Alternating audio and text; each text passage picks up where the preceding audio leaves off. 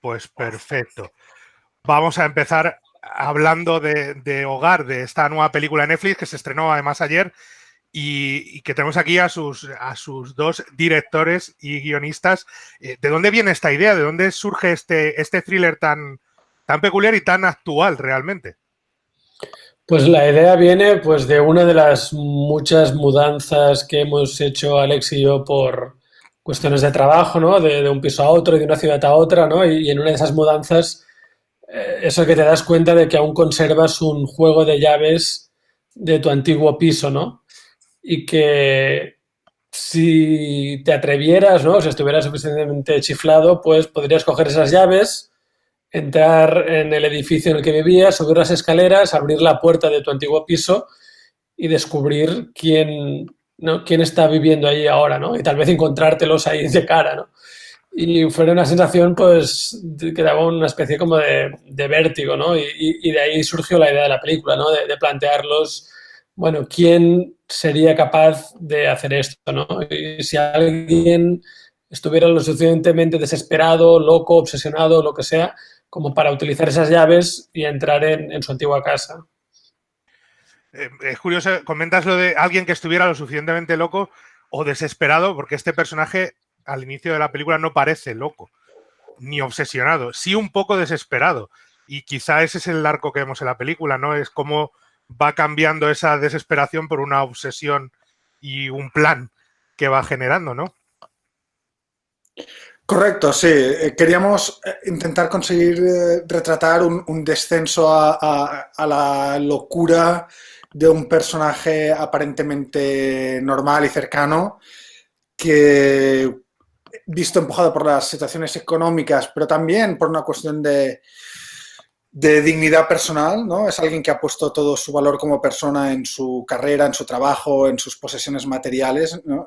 Pues entra en una crisis existencial cuando pierde todo eso, porque no solo perder sus posesiones, sino es perderse a sí mismo, ¿no? Y empieza a partir de ahí pues a descender en la locura, como comentaba antes, de manera paulatina y esperamos que reconocible para el espectador, ¿no?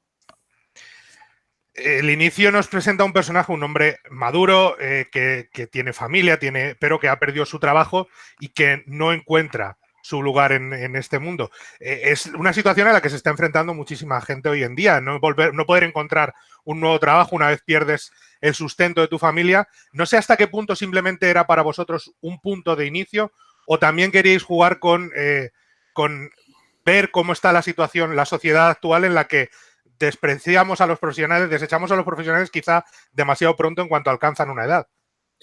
Sí, a ver, era una de las razones por las cuales nosotros queríamos, escribimos la película en castellano y siempre teníamos muy claro que la queríamos rodar en España, ¿no? Porque es una situación que se ha dado mucho en este país más que en Estados Unidos, ¿no? Después de la crisis, esta idea de que las empresas deciden prescindir de aquellos trabajadores que les salen caros, ¿no?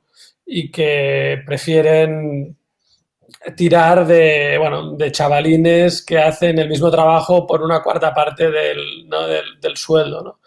Esto es una situación muy de aquí, ¿no? Muy de esta resaca con la que despertamos como país después de la crisis del 2008 y que nosotros pues, queríamos que formara parte del personaje y de la historia de la película, ¿no?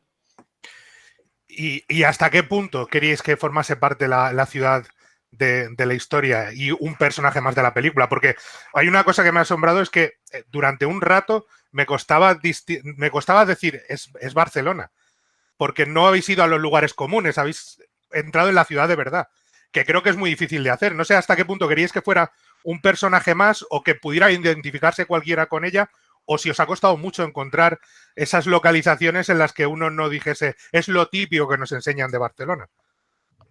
Bueno, para nosotros, parte de la gracia de trabajar en España y de trabajar en Estados Unidos es hacer películas que son específicas de los lugares a los que, en los que ambientamos la película. Y queríamos primero que Barcelona tuviese presencia porque, como decía David, la situación del personaje es una situación muy específica de nuestro país y Barcelona, siendo nuestra ciudad, pues la escogimos por encima de Madrid, pues porque la sentimos más cercana, la conocemos mejor, y también porque la especificidad en la narrativa siempre ayuda a la identificación. Nos gustan las películas que parecen vividas, que no son genéricas, que no son demasiado abstractas. Es por eso que la ciudad de Barcelona, pues a su manera, yo creo que es reconocible, sobre todo para la gente que vive allí, porque hemos intentado retratar la parte más cotidiana y menos de postal, menos turística, porque no es el mundo en el que se moverían nuestros personajes y porque la película trata de una realidad nacional menos embellecida, menos filtrada por la idealización, sino el día a día de la gente que vive allí. Y es por eso que sí, hay sitios que si eres de Barcelona reconocerás, como el Carmel, como el Zoo de Barcelona, pero que no son necesariamente las zonas más turísticas. Incluso la playa que vemos, pues está ves las tres chimeneas de Sant Adrià, que es una cosa muy reconocible para la gente de Barcelona, forma parte del skyline de Barcelona de manera muy clara, pero siendo una antigua fábrica no es algo que los turistas vayan a ver, o no es algo que normalmente se hagan ni en las postales ni en las películas americanas que se ambientan en Barcelona y que lo que destacan es pues las Ramblas y la Sagrada Familia, etcétera. Y encontrar a los dos protagonistas, primero encontrar a Javier Gutiérrez, ¿lo teníais en mente a lo mejor cuando escribisteis al personaje, o una vez terminado el guión fue cuando os pusisteis a buscar a quién iba a ser el protagonista de esta historia, este hombre desesperado y obsesionado? No, a ver, a Javier le teníamos en mente desde antes de escribir el guión, ¿no? Llevábamos un tiempo en 2015 dándole vueltas a esta idea, aunque aún no habíamos escrito el guión. Y fue entonces cuando vimos la Isla Mínima y ahí descubrimos o redescubrimos a Javier, ¿no? Y la interpretación en la Isla Mínima nos dejó tan impactados que dijimos, bueno, que si algún día escribíamos este guión que teníamos dando vueltas por la cabeza, pues que el protagonista tenía que ser él, ¿no? Pues tiene una cualidad muy cotidiana, ¿no? Muy de español de a pie, que yo creo que le va muy bien al personaje y que hace que cuando Javier saca sus armas interpretativas y empieza a explorar los elementos más oscuros del personaje, pues hace que esa cotidianidad le convierta en alguien más inquietante, ¿no? Y en el caso de Mario, fue una sugerencia de los productores. Nosotros no lo habíamos ni pensado porque no queríamos que Mario quisiera hacer un personaje que no es el protagonista absoluto de la película, ¿no? Creíamos que él solo estaba interesado en hacer de protas totales, pero no fue así. Los productores nos dijeron que Mario lo que le interesa son los buenos papeles y los guiones interesantes y que se lo mandásemos. Y fue así, leyó el guión, le gustó y quiso meterse. Y bueno, lo que aporta Mario es que de alguna manera te permite subvertir un poco esta imagen que proyecta él, ¿no? O sea, por un lado, visto de lejos a través de una ventana, el personaje de Tomás es esa perfección, juventud, belleza, etcétera, que es la imagen que todos tenemos de Mario, ¿no?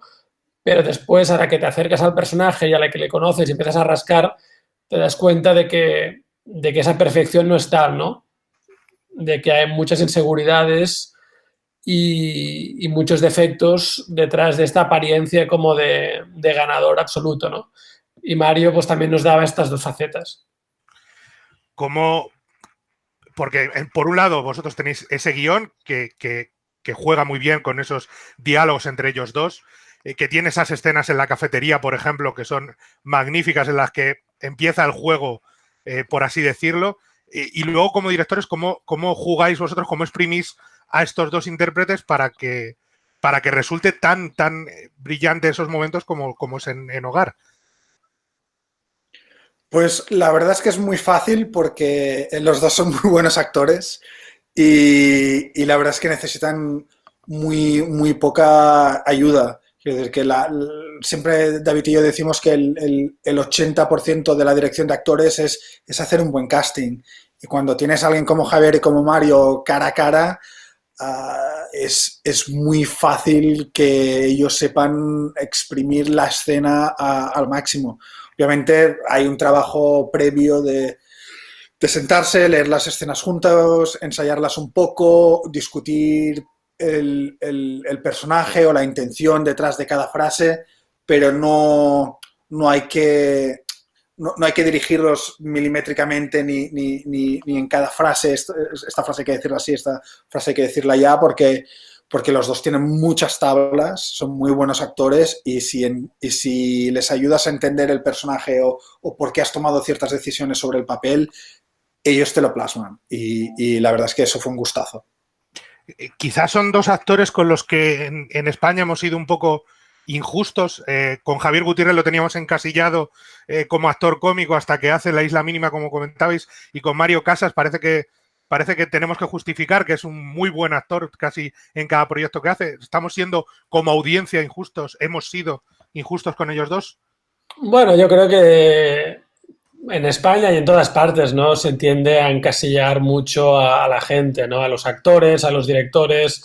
Es siempre más fácil, ¿no? Meter a todo el mundo dentro de una caja y decir, este es el actor que hace siempre esto, este es el actor que hace siempre lo otro, estos son los directores que siempre están hablando se mueven dentro de este género, ¿sabes? Es lo fácil, ¿no? Lo que te permite en este mundo de hoy en día resumirlo todo. Vivimos en el mundo de Twitter, ¿no? Donde todo se tiene que resumir en 140 caracteres o antes, como mínimo, creo que los han ampliado, ¿no?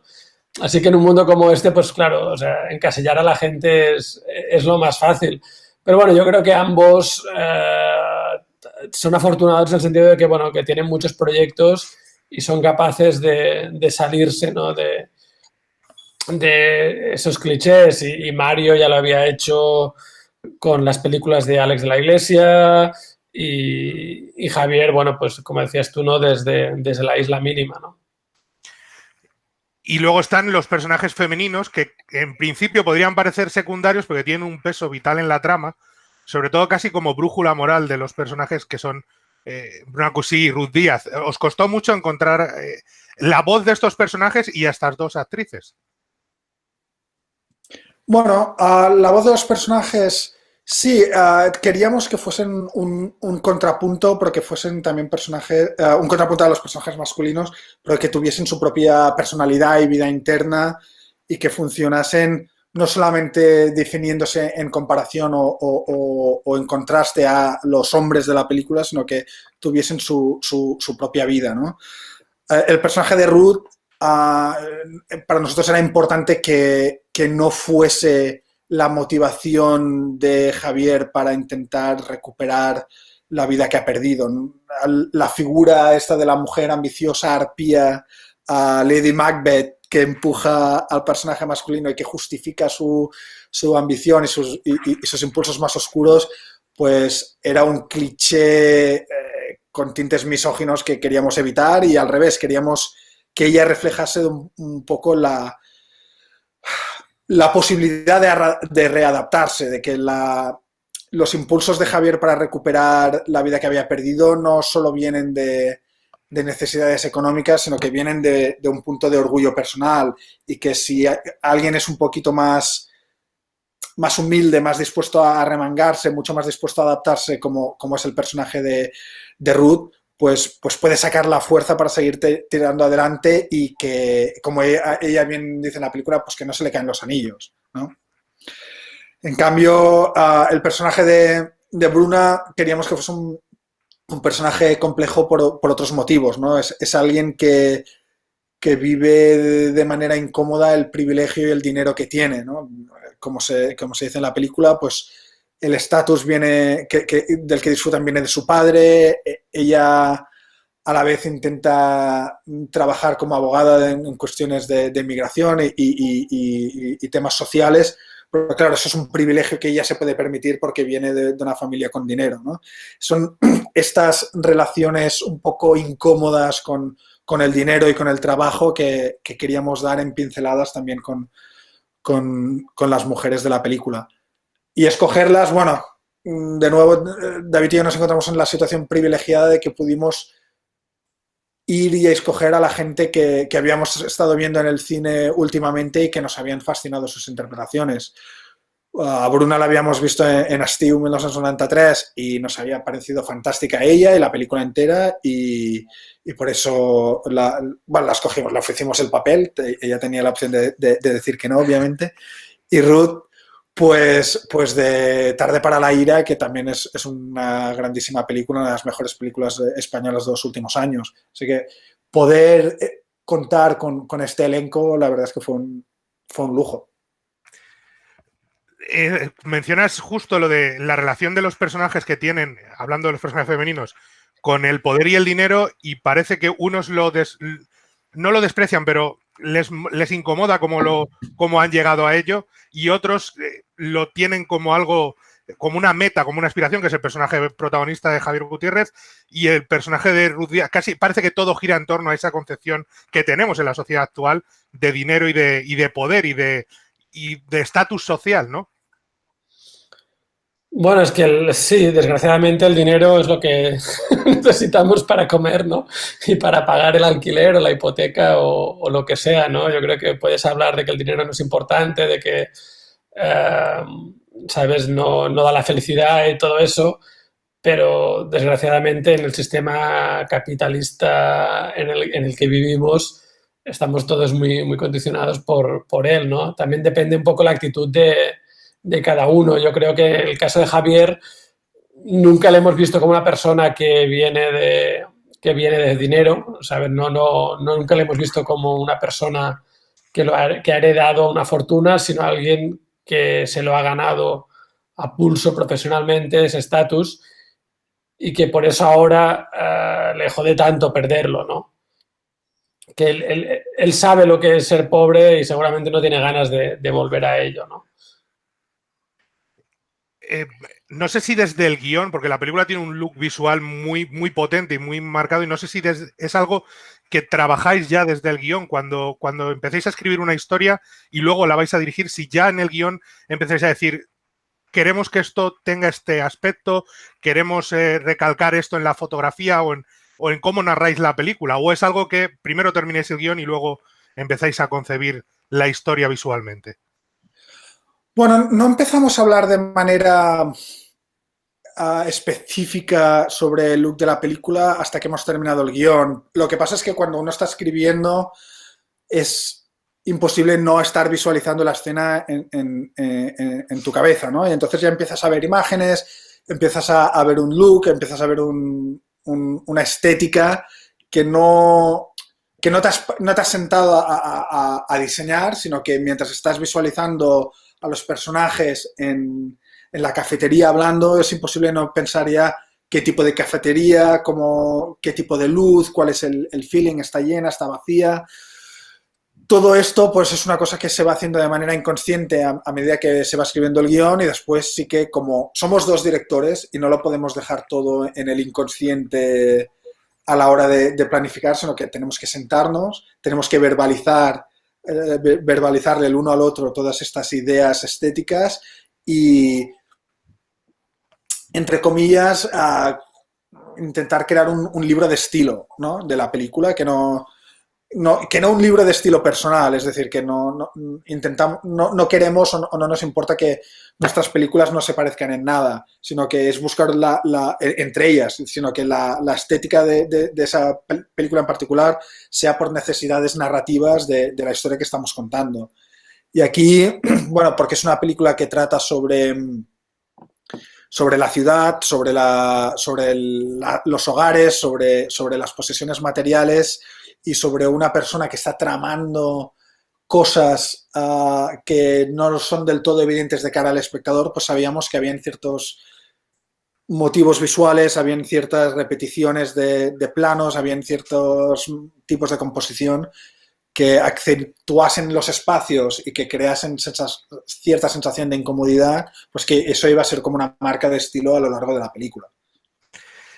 Y luego antes mencionabais, ha mencionado David antes que este guión lo escribisteis en castellano porque queríais hacer la película en España. No sé si es algo habitual que cuando vais a escribir un guión, a escribir un proyecto, decís, vamos a escribirlo en inglés, vamos a escribirlo en castellano, pensando ya en dónde queréis enfocarlo, o si simplemente el resto de veces os ponéis a trabajar y ya veremos luego qué pasa con esta historia.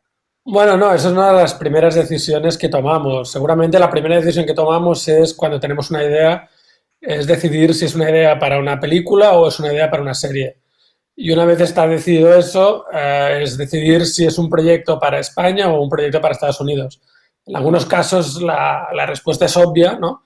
Porque hay historias que a lo mejor pertenecen a la historia de España o pertenecen a la historia de Estados Unidos y no hay discusión posible. En otros casos, como el de Hogar, sí que podríamos haberla escrito en inglés si hubiéramos querido. Lo que pasa es que para nosotros, como decía antes, la situación socioeconómica de España nos parecía una parte importante de la historia y también queríamos hacer una película oscura, queríamos hacer una película que siguiera al antagonista habitual de este tipo de cine y coger ese antagonista y convertirlo en el protagonista. No queríamos hacer la película desde el punto de vista de la pareja joven que se ve amenazada y siempre temíamos que si la escribíamos en inglés esa iba a ser la respuesta, ¿no? de los ejecutivos de Hollywood, en plan, oye, cuéntanos esta historia desde el punto de vista de la joven pareja, ¿no? Así que, bueno, en este caso, basado en esas decisiones, pues decidimos rodarla en castellano, pero sí, en cada caso es una decisión que hay que tomar, ¿no? Y bueno, pero no es importante, nunca tomamos la decisión al azar, es decir, intentamos que nuestras películas, nuestras series no sean intercambiables, ¿no? Que tengan una sensación de lugar y de sociedad clara y que no sea que la misma peli la puedes cambiar en los diálogos de idioma y ambientarlo en cualquier otra parte, ¿sí? No quiero hacer spoiler sobre el final de la película, pero sí que me gustaría saber si os costó mucho llegar a ese final o si lo teníais claro desde el principio, porque creo que es uno de esos momentos que el espectador va a disfrutar muchísimo, pero no quiero contar absolutamente nada, quiero saber si costó mucho encontrar esa respuesta. No, teníamos el final yo creo que bastante claro desde el principio. Hubo momentos de cuestionarlo, de pensar en alternativas, seguro, eso sí, pero lo teníamos bastante claro cómo iba a empezar y cómo iba a terminar la película y los paralelismos que ahí se crean. Hay un pequeño detalle, el último plano de la película antes de cortar a créditos, que eso sí que fue una idea que vino un poquito más a posteriori, que no estaba en la primera versión de guión, pero yo creo que ya desde muy al principio y sin revelar demasiado, no quiero hacer spoilers con eso. Lo teníamos bastante claro, sí. Sí, yo creo que hay gente que le va a gustar mucho el final y hay gente que lo odiará. Yo creo que va a ser, en ese sentido, va a polarizar a la gente. Pero bueno, de eso se trata, ¿no? A veces a nosotros nos gusta tirarnos a la piscina con un final y saber que, bueno, que habrá gente que le gustará y gente que a lo mejor le repateará. Pero bueno, también es un poco la gracia, ¿no? Yo creo que a quien le repatee quizás es, bueno, lo podemos hablar luego incluso, pero creo que tengo muy claro qué tipo de persona le puede repatear. ¿Cómo conjugando una carrera a caballo entre Estados Unidos y España, cómo se hace eso? ¿Cómo se hacen esos malabarismos? Porque continuáis trabajando y cómo ayuda a trabajar allí para hacer proyectos aquí y trabajar aquí para hacer proyectos allí. ¿Cómo se lleva eso y cómo ayuda un campo y otro? ¿Cómo ayuda a trabajar en un lado para cultivar el otro lado? Bueno, para nosotros es una cuestión de no cerrarse puertas. Es un privilegio poder trabajar allí, poder trabajar aquí. Y cuando digo allí, ahora me refiero a España, porque yo estoy en Los Ángeles. Estoy en Los Ángeles y David está en Barcelona. Así que No, es no cerrarse puertas y eso te ayuda a multiplicar el tipo de historias que vas a poder contar, porque como decía David antes, hay historias que encajan más en la realidad española, historias que encajan mejor en la realidad americana y si supiésemos francés o japonés y pudiésemos abrirnos a historias ambientadas allí, pues sería aún más divertido. Pero bueno, ¿cómo ayuda? Pues no lo sé, no lo sé si ayuda exactamente. En España a veces nos vienen con la idea esta de que rodar en Estados Unidos tiene que ser muy distinto, de que tienes o más medios o los equipos son mejores. La verdad es que no. La verdad es que nuestra experiencia rodando en España ha sido siempre muy buena, con los equipos siempre nos han parecido estupendos. Ha habido mucha repetición entre la gente de los últimos días con gente que ha trabajado en hogar y seguiremos repitiendo si podemos. Pero rodar aquí, rodar ahí, al final acaba siendo bastante similar. Una vez estás metido en el rodaje, es lo mismo. Y trabajar con Netflix, no sé si esto es lo que va a cambiar, porque para nosotros es la sensación de que este tipo de plataformas, Netflix, va a cambiar el modo de todo que concebimos de hacer cine, de ver cine, y no sé si vosotros lo tenéis planeado desde el principio o simplemente surgió. ¿Cómo ha sido este proyecto con Netflix? Bueno, O sea, pues es la capital casi. la manera como surgió, nosotros habíamos escrito el guión con la gente de Nostromo, de la productora, y estábamos ya con el tema del casting. Y Adrián, el productor, le mandó el guión a Netflix más que nada para venderles la ventana bueno, su ventana, ¿no? Y que Netflix formara parte de todo el puzzle de financiación de lo que es tradicionalmente una película española. Pero cuando Netflix leyó el guión y vieron que teníamos a Javier y que teníamos a Mario, ellos ofrecieron a financiar la película al 100% y convertirla en un Netflix original, ¿no? Y a nosotros, que no lo habíamos hecho nunca, pues nos pareció una idea interesante, ¿no? Y una manera de que la película, pues, llegue a todo el mundo, ¿no? Ahora mismo, pues, la película se estrenó ayer, es la número 1 en Netflix España, es la segunda película más vista en Netflix Francia, la tercera película más vista en Netflix en Estados Unidos. O sea que de pronto estás llegando a un público muy amplio en Francia, en Italia, en México, en Estados Unidos, que a lo mejor con una película española no llegarías tan fácilmente. Lo mismo con El Hoyo, ¿no? Que también está siendo un exitazo en Netflix como no lo había sido en el cine, ¿no? Y que gracias a Netflix lo está descubriendo gente de todo el mundo. Es una manera a lo mejor de que cinematografías como las nuestras pues alcancen un público en todo el mundo. Y no quiero excederme, así que voy a terminar ya. Última pregunta, porque creo que nos hemos pasado del tiempo incluso que teníamos. Quiero preguntar por el futuro, proyectos futuros, porque tengo entendido que tenéis una serie de televisión y se había rumoreado en algún momento que a lo mejor había alguna posibilidad de resucitar Incorporated. Y no sé si es eso posible en algún futuro y el futuro que tengáis, porque creo que tenéis una serie muy potente entre manos, ¿no? A ver, David y yo estamos trabajando en muchas cosas porque nunca sabes cuál se llegará a realizar. Tenemos proyectos de cine en Estados Unidos, algún proyecto de cine también en España y lo mismo con televisión. Estamos desarrollando una serie para Estados Unidos y estamos desarrollando otra serie en castellano para España. Pero es muy difícil adelantar qué será lo siguiente porque ni nosotros lo sabemos. El tema de resucitar Incorporated, pues me temo que es un rumor que yo no había oído y no, me parece bastante imposible. La gente, el cast, todo el mundo, pues tiene que buscarse la vida y todo el mundo ahora está en otras series, en otros proyectos y dudo mucho que eso pueda realizarse. Mal que me pese, la experiencia fue muy buena. Estamos súper orgullosos de la serie. Nos gustaría haberla podido continuar, pero no va a ser así. Y la serie, bueno, a la que te refieres, me imagino si estás hablando de The Head. Sí. Que, bueno, esta es una serie para MediaPro, pero que nosotros no hemos dirigido. O O sea, nosotros fuimos guionistas, desarrollamos una idea que la gente de MediaPro nos había traído, pero no, para nosotros era imposible dirigirla porque estábamos liados con la postproducción de Hogar, ¿no?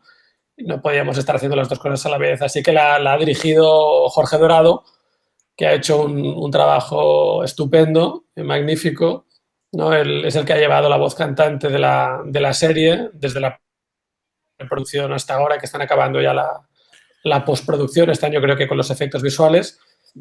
Y me imagino que, bueno, tendría que estar acabada esta primavera, tal como está el patio. No sé exactamente si se retrasará un poco. Sé que están trabajando en los efectos visuales y que la cosa va avanzando, pero como estamos en plena pandemia, pues está avanzando a un ritmo un poco. Pero bueno, ya digo, es una serie que nosotros escribimos y que Jorge de alguna manera se la echó a la espalda y es el que la ha ido llevando adelante. Pues me quedo con muchísimas preguntas de verdad por hacer, pero ya sé que me he pasado bastante del tiempo y no quiero que Olivia luego me mate, así que os doy muchísimas gracias por esta entrevista y de verdad, enhorabuena por el éxito, lo hemos disfrutado mucho y esperemos que sea más costumbre hablar con vosotros y hablar de proyectos tan interesantes como Hogar. Muchísimas gracias, de verdad. Gracias a ti. Un abrazo. Un abrazo, gracias. Adiós.